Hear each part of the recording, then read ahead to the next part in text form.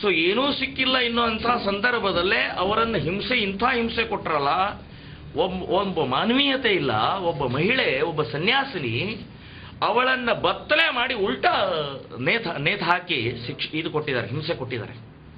ಇದೇ ಕರ್ಕರೆ, ನಾನು ಹೇಳಬಾರ್ದು. ಸೊ ಕರ್ಕರೆ ಸಂಬಂಧಪಟ್ಟಾಗನೇ ಕೋರ್ಟ್ನಲ್ಲಿ ಅವರು ಅಫಿಡವಿಟ್ ಬರೆದು ಕೊಟ್ಟಿದ್ದಾರೆ. ಕರ್ಕರೆ ಇದೇ ಶಾಪನಿಂದ ಹೋದರೋ ಏನೋ ಅಂತ ಅನಿಸುತ್ತೆ.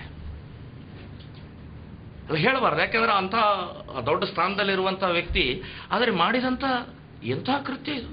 ಒಬ್ಬ ಮಹಿಳೆಗೆ ಲೈಂಗಿಕ ಸಿಡಿ ತೋರಿಸಿ ನಿನಗೂ ಇದೇ ರೀತಿ ಮಾಡ್ತೀವಿ ಅಂತ ಹೇಳ್ತಾರಂತಂದ್ರೆ ನೀವು ಮಾಡುವಂಥ ಟಾರ್ಚರ್ ಇದಾ?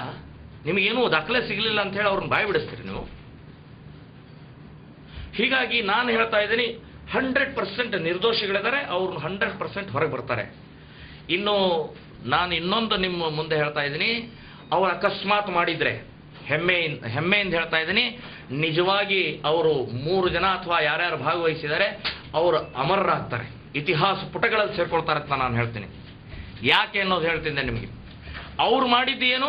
ದೇಶದ ರಕ್ಷಣೆಗೋಸ್ಕರ ಇಸ್ಲಾಮಿಕ್ ಭಯೋತ್ಪಾದಕರಿಗೆ ಉತ್ತರ ಕೊಡೋಗೋಸ್ಕರ ಮಾಡಿದ್ದಾರೆ. ಇವರ ಆರೋಪ ಏನಿದೆ, ATS ಆರೋಪ ಏನಿದೆ, ಮಾಲೆಗಾಂವ್ 90% ಮುಸ್ಲಿಮರ ಸ್ಥಾನ, ಹೈದರಾಬಾದ್ ಮುಸ್ಲಿಮರ ಪ್ಲೇಸ್.